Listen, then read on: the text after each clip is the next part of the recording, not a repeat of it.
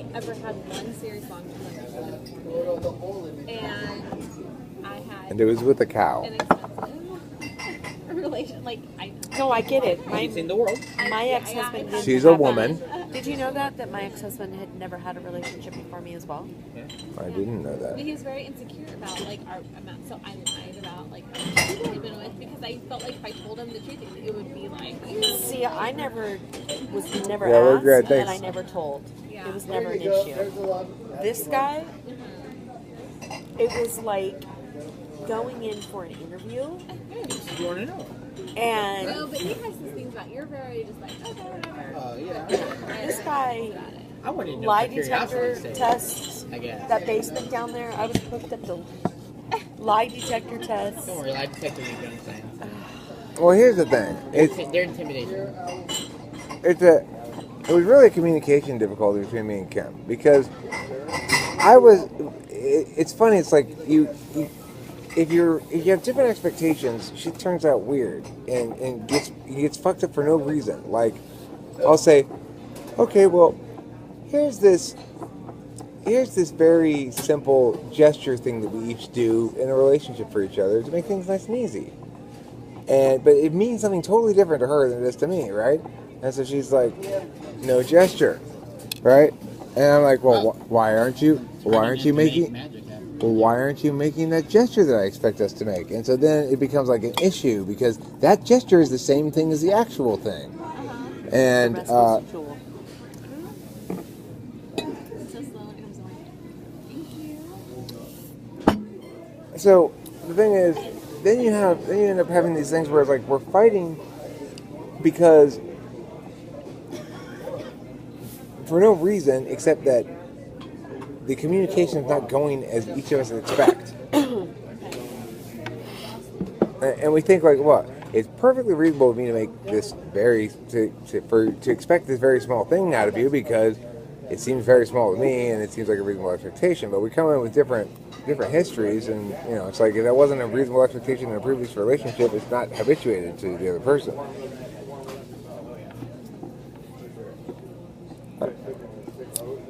That was non-blaming. That was neutral. I didn't blame you.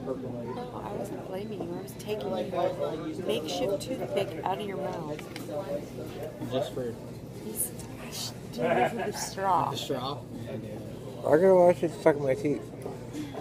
And if you had that stuck in your teeth, you'd be like, Don't hey, you wait, think yeah, it'd be yeah, a shit stuck in little exhausting to be with an ENTP as penis as Eric? I mean, do you? Aaron doesn't. I will say, Aaron's very, assuming I'm an ENTP, I will say he's certainly more of an ENTP than me. What does that mean? But that doesn't. What For does me, that that's mean? admiration. It depends. That's all perspective. What does that mean? Yeah, perspective-wise? look, yeah. What is it that you think is more ENTP-ish? What do you think is about ENTPs that makes you think I'm more ENTP-ish? I guess I would say that maybe a series of life events and things that have just hit me in the ways that they have I don't want to say neutered, because that sounds sad, but or maybe forced me to have to try to like blend a little more, whereas I think you take a very headstrong approach to it. Now, honestly, I deeply admire. Don't get me wrong. I mean, like I said, I stumbled onto your videos independently. that is great. Which I blows love my mind that. to this day. Yeah. But I mean, and it was very much so because when I watched it, I mean, it's kind of like, and it's funny in reality, right? To get to see some of the reality, but You were looking at his videos before you absolutely met. where I met. Yep. we never had. Yeah. Because I had taken so I went through City of Phoenix's. So I worked for City of Phoenix, right? Again, I work for the man, essentially, right? I mean, I'm an IT guy for a police department, for God's sake, right? I mean, that's not a very ENTP job, but it's the job that afforded me things that I needed to provide for my family and the shit that I needed to deal with. It's just taking care of business is all that it is, right? But I'm just saying, I do that.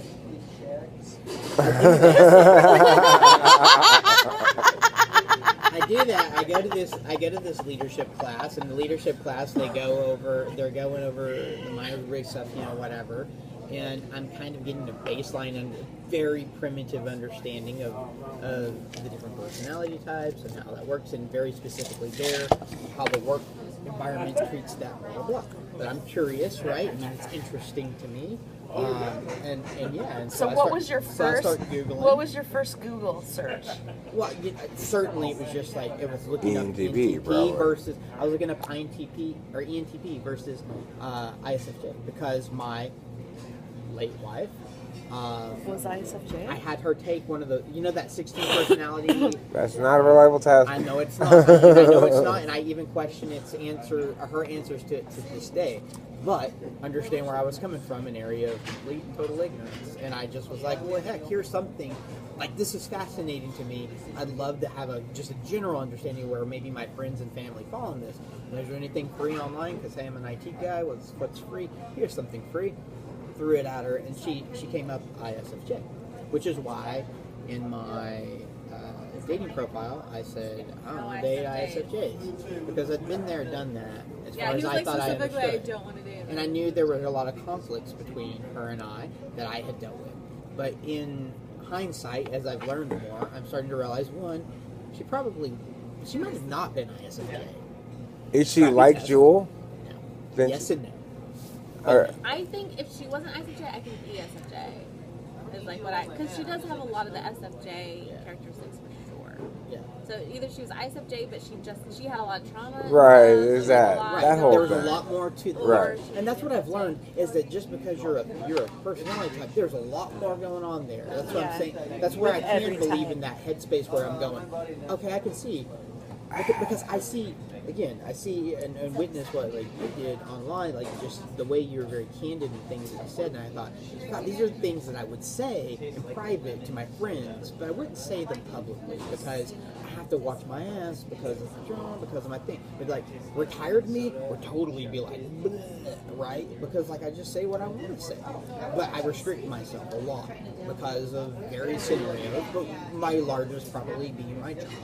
And I think And so there's a restriction it's revelatory the fact that half of the equation is particularist. So half of the equation is patterns. Like, so you and I are the same pattern. That's half of the equation. But the other half of the equation are the parts of attention that aren't communicable and aren't universal. Our feelings, our like extroverted thinking, like how-to-edness. Those things aren't really communicable. They're just interactions with the physical world. And so those shape half of ourself as well, and that's why people of the same type can appear kind of different. But you and I are pretty. It's like, despite the fact that you've got a very ISFJ-ish vibe about you. Sure. Because- I appreciate, honestly, because of your I fretfulness? Really I guess I just recognize for me, it's about, I just know how damn inadequate I am in certain areas. Like it's almost like rough for me sometimes when I see like my own shit in the mirror. Sometimes I'm just like, God, I need that balance. And maybe part of that was having some of that balance taken away from me in a really weird ass way that was unexpected. You know what I mean? Maybe that was like for me a self-realization, like, oh God, I work better with a person than I do when I'm a slob by myself being me. Oh yeah. Because I'm a shitbag by myself. Like I really am. Like I'm not that great. So what is it though? This is the thing. I think it's implicit in every ENTP that there's a hollowness that it makes it very difficult for us to understand, to believe in our own value or worth in a way that persists. And I don't really know what it is, but Without affirmation from another person? well, just in yeah, general? that can be a factor. But I'm saying in general, like Well, I mean, without trying to sound like a conceited dick, which I can be pretty good at, I kind of feel like this. Like, I'm aware that, and again, partly through looking at stuff like just through your stuff, man, is like, oh, well, if there's 16 different personality types, and I'm like this one, and it's this weird oddball one that most people aren't, you know, and I'm this kind of like, I don't want to say extremist, but I'm this little like group or whatever, that means that I got a lot of special going on here, but that also means like that there's a lot about me that isn't normal, and normality is part of like what I have to deal with every day.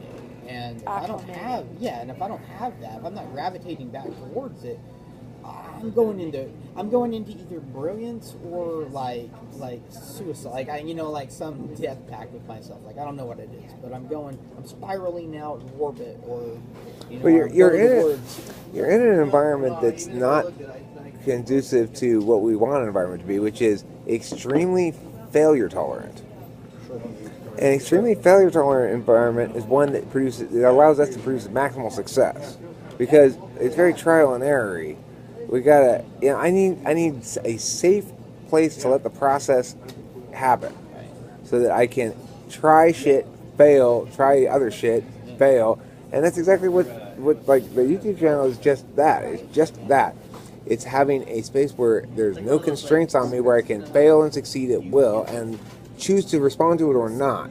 So I feel like a real dick when I applied this to like my relationship with Jewel. But here's a way I can do it in a way that I feel okay about it, and I apply it to work. And that's the first way I ever try to think about 16 was in relation to work.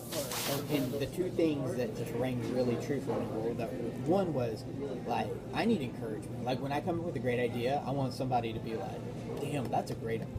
That Aaron Sanders has that. We would restructure everything based on what he just said. Hell, this place would run a million times better. I want that. I want that. I want it too. And I want to say I want to sit in a room I want to sit in a room and I say, you know what, man, I got this idea. Like, we'll make this churro cone. We'll do this thing. It's gonna be funny. Like, we can make it we make it a kids book. We make it a series of kids book. We do. Anyways, I ain't got the time to I'm not gonna write it all out. I don't want to maybe I'll write it out, but I'm not sure. I don't want to know how to publish it. You got a full-time job. Idea. You take it and right. Get it done. You go take it and get it done and give me my credit because damn, I came up with it. But I don't want to do the mundane. I don't want to sit there and daily go, and today I logged into the thing and I checked the checkbox again and I checked it. You need a staff. Yeah. Yes. By the way, I also need. You've got the great ideas. You just need someone to apply them. But we need a staff outside of work. We need a staff for your own work. Yes. I need a staff for my own work. And that's what I'm saying. I hate to be like, you're my staff. She won't be my staff. Right? She's a terrible staff. And I don't. But you know what? And I'll say one thing. I try not to. I feel bad, trying to make Jewel. But the thing about Jewel that has been amazing for me that I did not have in my prior marriage, not to speak ill of it, but I did not have in my prior marriage was I didn't have that affirmation part. She gives me that. I get that from her. I really do, more than I have from any girl I've ever dated. And that's what's blown my mind. It's just that, and just like an ounce of understanding. When I was she's I'm meeting a TP, and from what I can tell, I don't think we should be talking to each other because you're ISFJ, and I was married to one, and it was not good. And she's like, no, you're wrong, and you're a little dumb on this area. Let me explain why. And she kind of went into a little bit more, and I went, okay, I concede. I haven't really studied, I haven't gone far down this. I watched a couple YouTube videos, right, very specifically to my scenario, because I wanted to know. I'm sure probably the first videos I ever targeted of yours would have been anything involving ENTP versus ISFJ and that relationship in 1A and what it looks like, because that would have been the relevancy that I've been looking for that between myself and my life. Because I was looking at your videos before she had passed. So well before me. So that was well before him and Kim. So there probably wasn't as much. Yes, it was. You were, as a matter of fact, I remember in the videos you're referring to Michelle Cooter. There you go. I didn't say by name. I was talking about Cooter probably, but it depends. But I'm struck by listening to you the following notion that are they waiting for us, you guys? We already paid. Oh yeah, we're the last ones here. Shit. Oh yeah. Wait, we already paid, but I didn't put a tip. Okay. So we need to put down $20 for a tip or 15. Can we do the tips? Yeah, let us dinner? That's what I was figuring. Yeah. Okay.